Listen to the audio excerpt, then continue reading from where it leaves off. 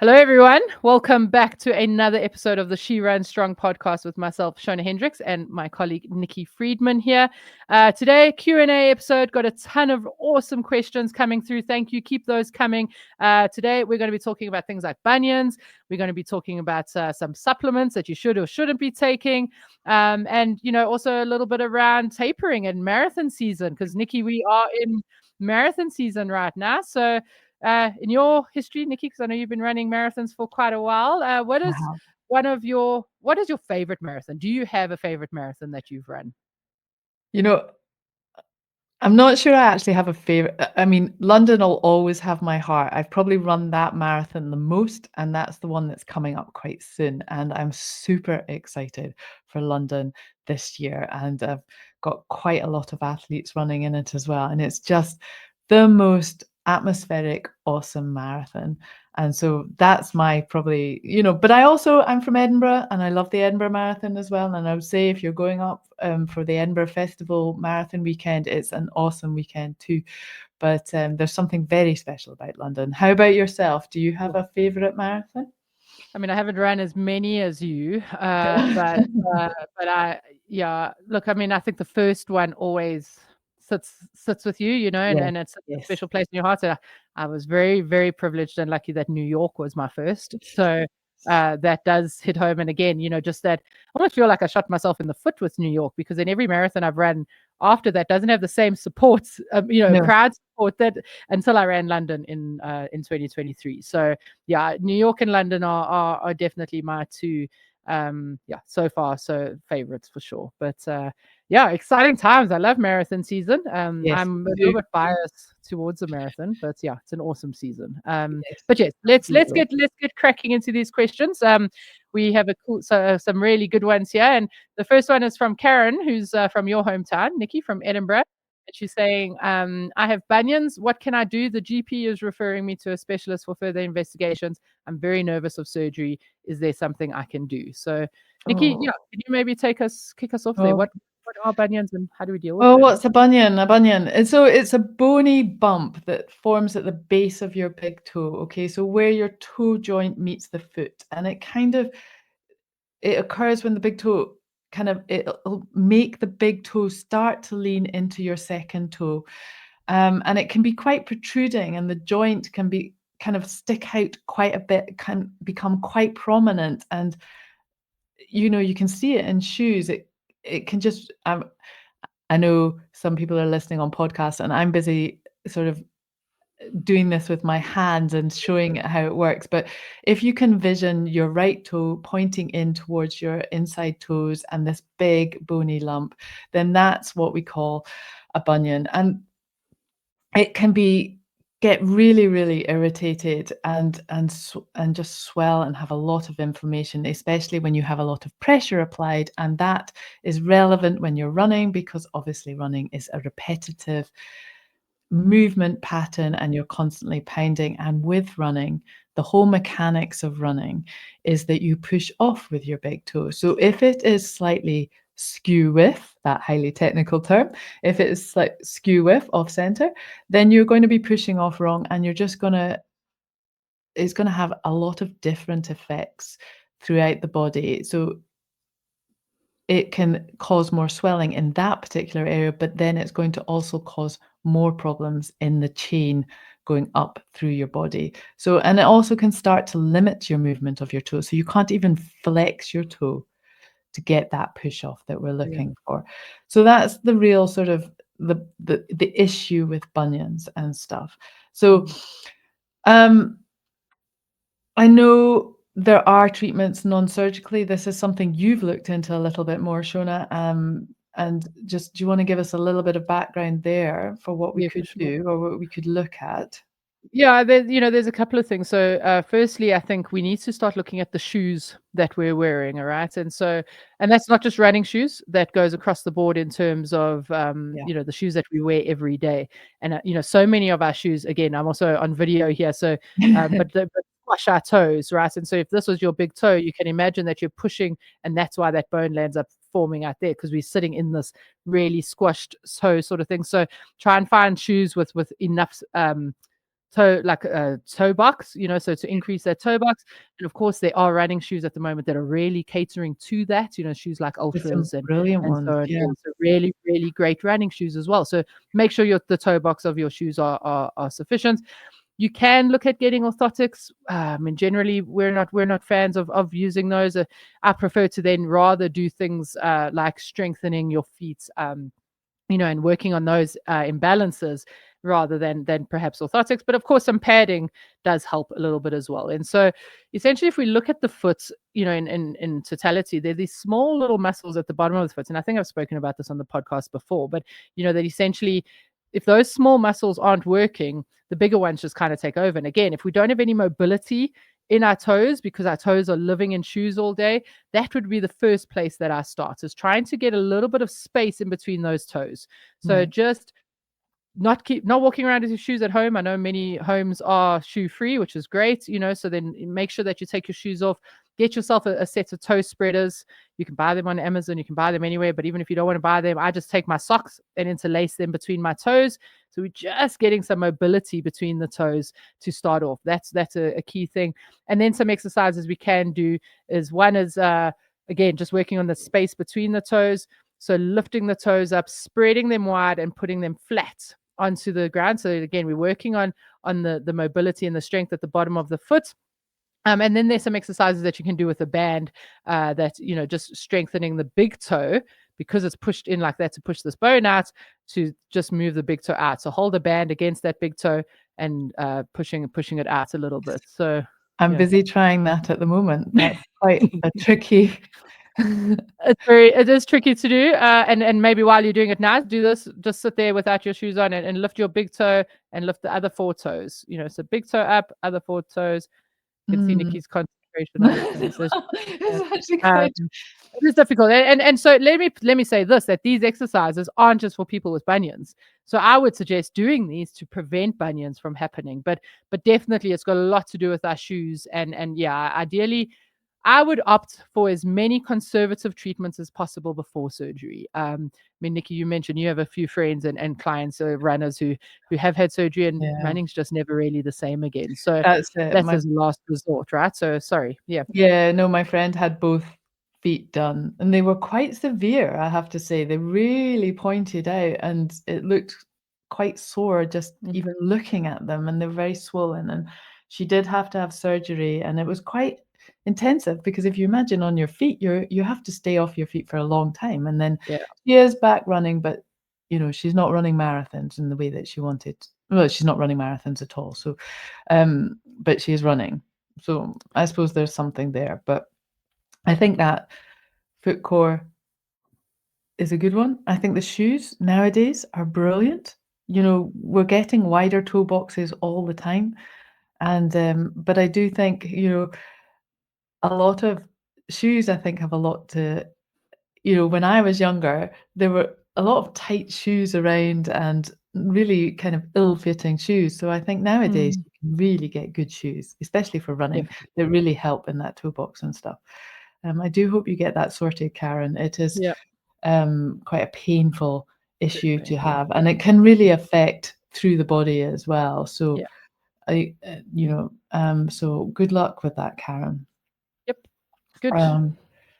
Okay, so right, the next question is from one of my athletes, and I bumped into her in the gym the other day actually, and she was asking me. So this is Sophie from Bourne End in the UK, and she asked me if it's worth taking creatine supplements for runners. So Excellent. Great question, because, Nikki, I've had a number of my friends who not necessarily runners, but who are over the age of 40, 45, and they've asked the same question. So if we had to put that in one word answer, the answer would be yes. Okay, so one word answer is yes. Essentially, creatine monohydrate it's the only supplement, and guys, I mean this, everyone listening, sincerely, I mean this sincerely, that it's the only supplement that has been studied as much as, well, the most in the literature, right? So it is really, really a well-researched supplement. All the others do not have the same scientific backing. But let me just explain what creatine is, perhaps. Creatine is stored in your body. It's produced in the body. It's stored in your body and in the muscles, and that is where it starts to regenerate ATP. Right? ATP is essentially a summary. It's called adenosose triphosphate. Oh gosh. Adenosine triphosphate. Sorry, that's a tongue twister. And essentially, ATP is just really the initial primary source of energy for your muscle contractions. Okay. Creatine is also found in other food substances like meat and fish. But when you take creatine as a supplement, it increases the amount of stored creatine that you have in your muscles, which potentially enhances your ability to perform in different aspects. So, yeah, it definitely is a good supplement to take because it's so well backed in the literature. The general recommended amount is 3 to 5 grams per day. Nicky, we spoke a little bit about a loading phase. If you want to just perhaps mention that. So it takes a wee while just to build up those creatine resources and in your body. So we need about a month of consistent supplementation of 3 to 5 milligrams. And if you just take that consistently over time, it's different for runners than it is for bodybuilders, because bodybuilders are looking for that sort of initial sort of pump of iron, if you like, whereas we are looking for that. The benefits for us are recovery, really, and being strong for the next run session or strength session they're doing, because we do strength, but not maybe in the way that bodybuilders do. Definitely. So that's what we're looking for. So we need to just make sure our levels are nicely topped up throughout. And just to get that, we would do that over a month of 3 to 5 milligrams of creatine monohydrate is your go-to for that supplement. I think it's quite key to note. This is a common complaint of creatine, is that people say it makes them gain weight. All right, and I know now. Please don't turn off the podcast when you hear the words gain weight. I hope you're still listening.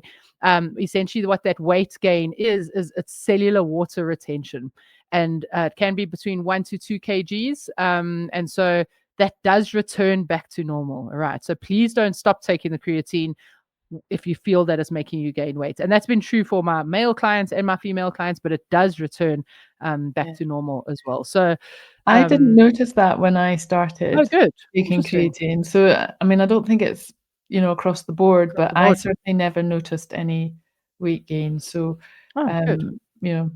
different for different folks, I guess. Definitely. And then guys, the research is a little bit out on, I don't think the timing is necessarily important. Some people are saying, that it should be a little bit more post-training, because it does have effects on helping your recovery. So there is a school of thought for that. But really, once you reach the right sort of levels, it doesn't matter. And so just take it when it's convenient. So very often that is a post-training, if you're putting it into your post-training smoothie or something. So, but yeah, there isn't really a set sort of timing on it. But Nicky, as female runners, what are some of the benefits that we've seen in some of the research that we've done with this? Yeah, so for us, really, it's about recovery and it's about being strong for the next session. So coupled with fueling, and as long as you're consistent across the board of taking creatine, it just is going to make sure, we're always harping on about this, is keeping hold of that lean muscle. And we do resistance training to keep hold of that lean muscle. So, and we take protein to keep hold of that lean muscle. And this will be another factor that will just help keep hold of that muscle and keep everything nice and strong. So it's really just going to help with that muscle glycogen reloading after running. So whether it's running or resistance training, you just want to be taking it. And this is the key, consistently over time. Yeah, definitely. And it will just help with the recovery and you being fresh for your next session the next day or day after. But that's basically the key, really, is doing that. There are some studies that I've read recently, Nicky, that speak around the improvements for cognitive function as well. So there is a little bit. So obviously, perimenopause and brain fog being a massive Okay, symptom. I need that this week then. By the sounds of it, that is But definitely yeah, so it's it's up my dose. the studies aren't absolutely conclusive yet, but again, if you're taking it to help with your recovery and everything else, if it helps with cognitive function, that'll be amazing. So yes, definitely a good I one. think finding a way to take it consistently as well, whether it's in a sort of pill form or in your shake or Smoothie. whatever in the morning and stuff. It's fairly tasteless stuff, but just making sure that you do take it every day is good. And the science is very clear on it, really, Yeah, that definitely. it is a very positive thing to take.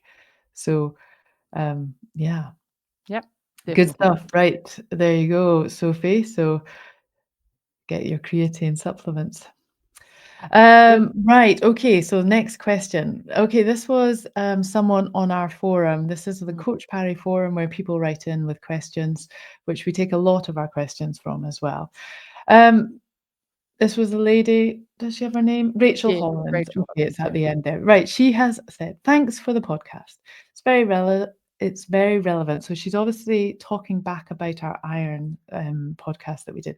Very relevant as I've been diagnosed with iron deficiency today and was training for an ultra.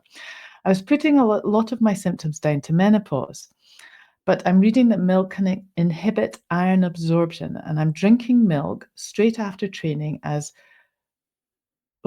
when I was in CP, you recommended it as a quick way to get protein high in leucine. Okay, so just wondered if I should now be looking at another source after workouts and wondered what you ate or drank within that 20-minute post-exercise zone. When would you recommend iron supplementation? So I've not read that very well there. Do you understand that? I'm with you. So yeah, essentially Rachel has been diagnosed with an iron deficiency, which also she says she was blaming on menopause, which I always find so interesting. We always blame menopause, meanwhile there might be We something else do, at we do, play. we do. But yeah, And so then essentially, yeah, sorry, Nicky, yeah, she's you go doing ahead. the right thing by kind of Mm. drinking a good protein source after her training sessions, but she's heard. So, does milk inhibit iron absorption? Yes, absolutely. Calcium inhibits the uptake of iron. So if you are taking iron and I at one point I was taking my iron supplementation with my coffee, my cappuccino in the mornings, and so Right.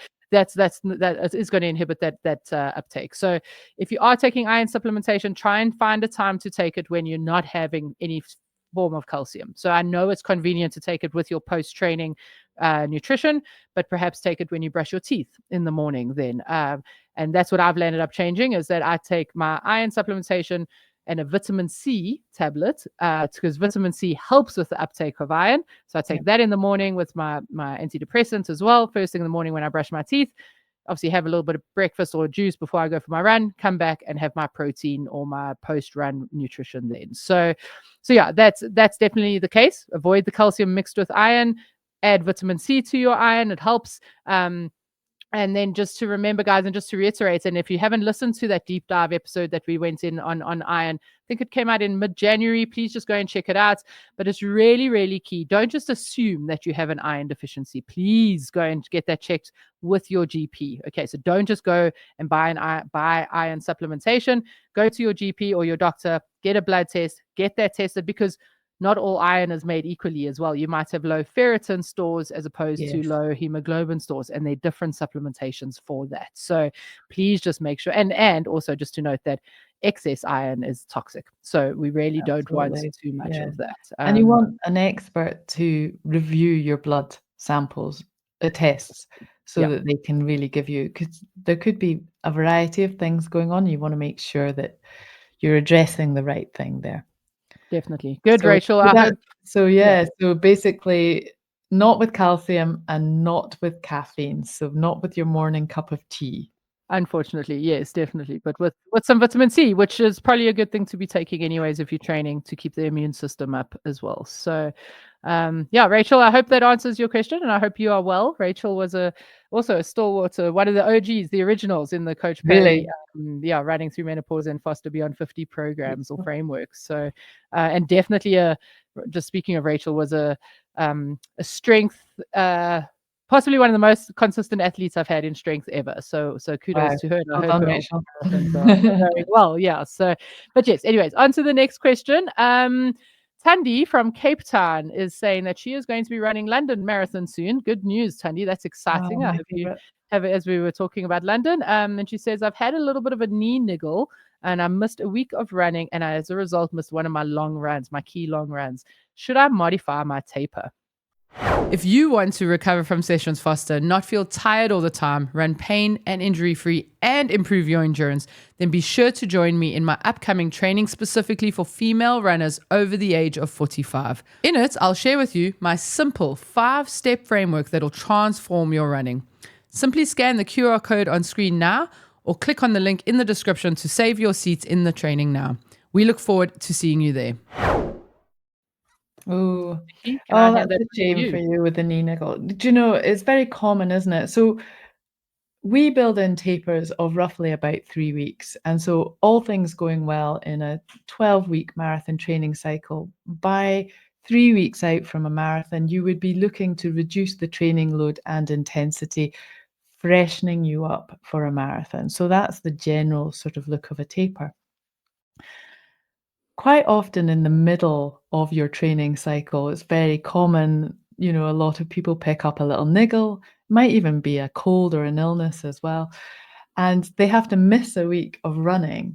And assuming that she is good to go and is okay with training again, there can be a little bit of modification of the taper here. And I have different ways. Maybe you can sort of elaborate on how you would do that.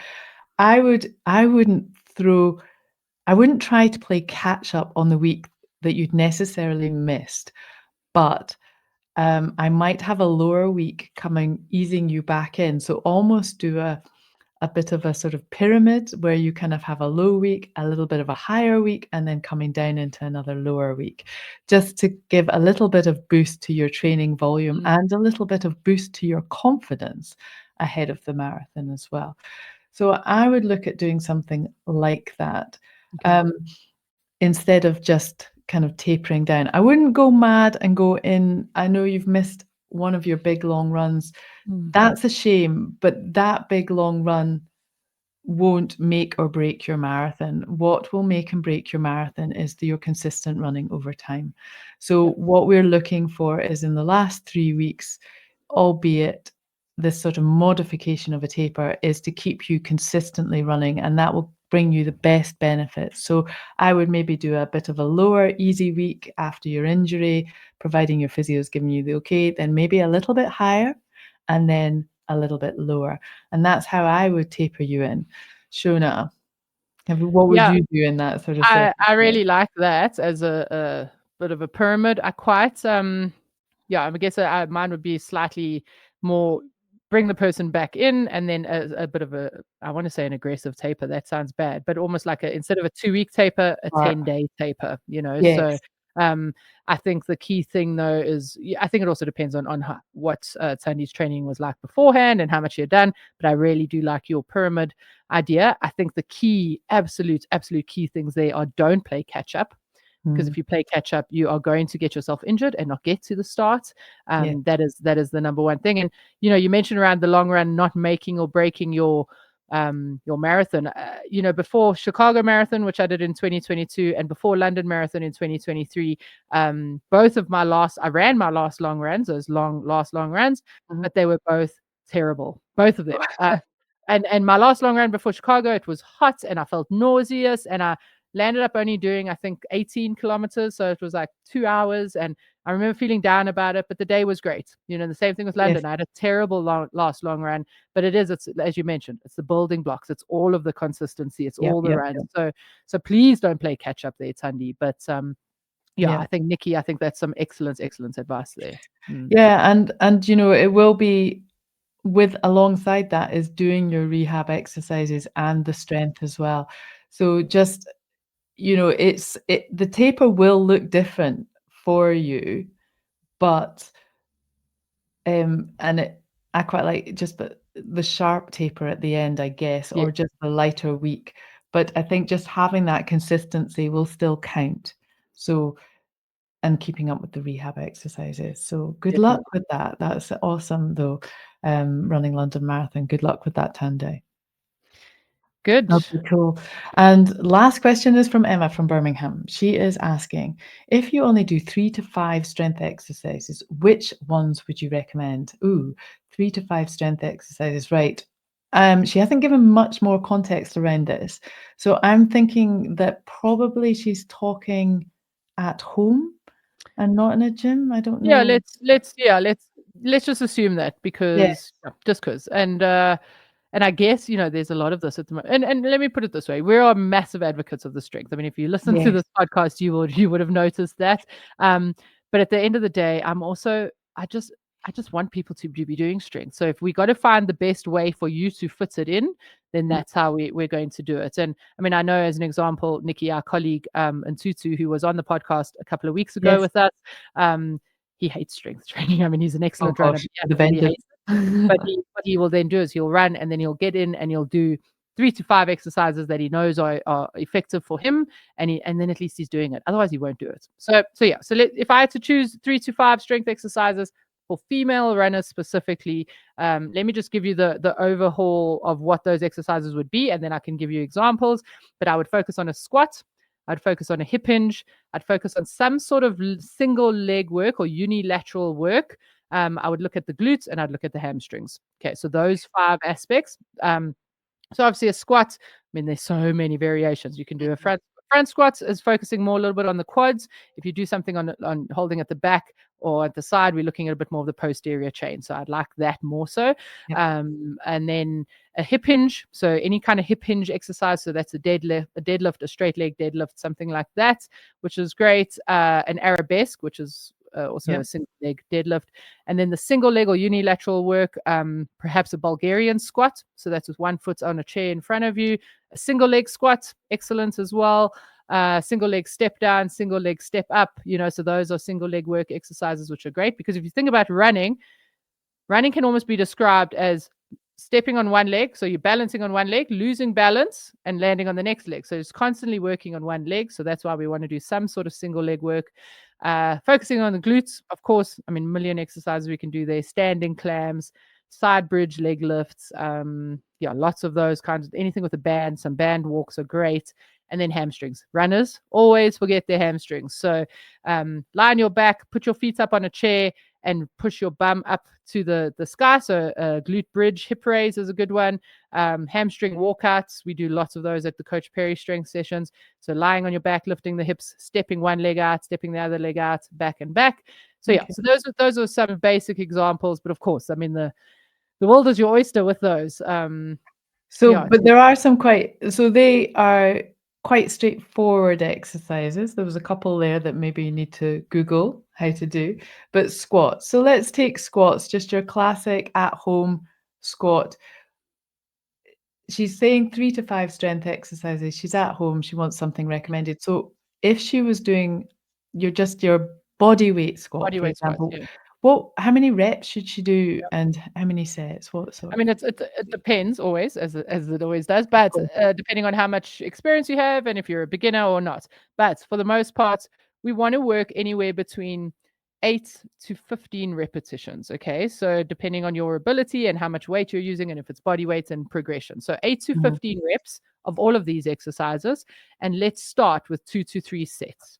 So I think that is the recommended amount, and then of course we can load further from there with weights, with bands, with all sorts of different things as well. So yeah, I think that's you're asking me what are the 3 to 5 exercises I could pick. This was a very hard thing for me to do because there's so many more things I would want to do. For females, I would love to add upper body in there, and not that specific to running, but just because that's good from a bone density perspective. So I'll give you an idea if we are talking in the gym anyways, or even at home. I quite like to always have a squat, a deadlift, a pushing upper body exercise, a pulling upper body exercise, and obviously some core work. So if that's just a nice way to, if you are writing your own strength programs, try and write it that way. Squats, a hip hinge, so deadlift, and normally a pushing upper body exercise and a pulling upper body exercise, and then core. I really like that as a way to prescribe your strength training. And of course, we want to go all body because even though we're runners, yes, lower body is key, but we want to look after our bones and our health and our posture and everything as we're getting older as well. Yeah. Yeah, and I think it's just we wanna build athletes, you just don't Yes. want strong legs, you want running is a full body exercise, you use your arms, your shoulders, there's not a part of your body you don't really use, Definitely. um, when you're running, so you just need to be strong throughout.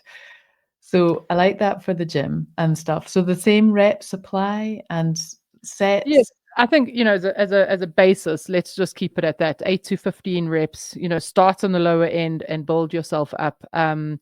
Yeah, of course, yeah, with there are many variances and nuances in there, but I think that's a general recommendation, 8 to 15 reps, 2 to 3 sets. Again, start on the lower end and build yourself up over 6 to 12 weeks. So don't do 8 reps and then the following week do 10 reps and then so spend 3 to 4 weeks doing those repetitions and then build up 3 to 4 weeks later and then build up again 3 to 4 weeks later. Yeah. Yep. And Good. so I think on the Coach Parry, the strength programs are worked on a 4-week cycle, aren't they? So you kind of how does it work with the Coach Yes. Parry Yes, 4-week strength? cycle, and we adapt the exercises every 4 weeks, and for the most part, we do that because when you're doing focus sessions with a trainer or a coach, you do tend to get a bit bored of the exercise, and so it does help to keep people a bit more. Again, the concept or the principles of the exercises we use are exactly this. We stick to the Mhm, mhm. principles, but we change the exercises. But yes, 4-week cycles, and what we do with those is that one of those weeks will be your recovery week, so you'll do less strength in that week, so less repetitions and perhaps even one less strength day. So if you're doing 2 strength sessions a week, in your recovery week, you'll only do 1, and it'll be much lighter. So a lot of athletes forget that. They just mission through with their strength, even though they're in a recovery week for running. And then that's just counterintuitive. So yeah, and then at Coach Parry, we focus a little bit more on some injury prevention stuff on one of the days, and on the other days, we really focus on some building lean muscle mass. So perhaps a little bit more lifting and resistance in that session. It's a big topic, really, strength training, isn't it? There's a Gosh, it's lot. yeah, Yeah. there's a lot in there. There's a lot in there. So I So thought that was quite interesting. So you basically, when you're deloading for a week in running, you're also deloading for a week in strength as well at the yes. same time. So that's a good And maybe takeaway as and well. to mention as well, maybe to Tandy, taper, you definitely want to taper the strength then as well, Yes. in the previous question we had. So for a marathon, I'd recommend, let's say your training plan has gone to plan. I would recommend that you reduce your strength training 14 days out. So if you were doing 2 strength sessions, race week -2, or race day -2, I would say only do 1 strength session. And then in race week, I generally recommend that you can leave strength out. Maybe just do some mobility to keep yourself limber. But yeah, definitely remember to taper your strength as well. So Yeah, absolutely. That's great. Well, there you go, Emma. So that's you, a few. And of course, we have help in the platform a lot for folks doing strength. So that's always a good place to come for it. Good stuff. exactly. Good. All right, everyone. Thank you so much for those questions. We're loving the questions coming in. So please keep them coming. And again, as been mentioned in the podcast, the video ones will be taking preference. And don't be shy, guys. I mean, we love to see it.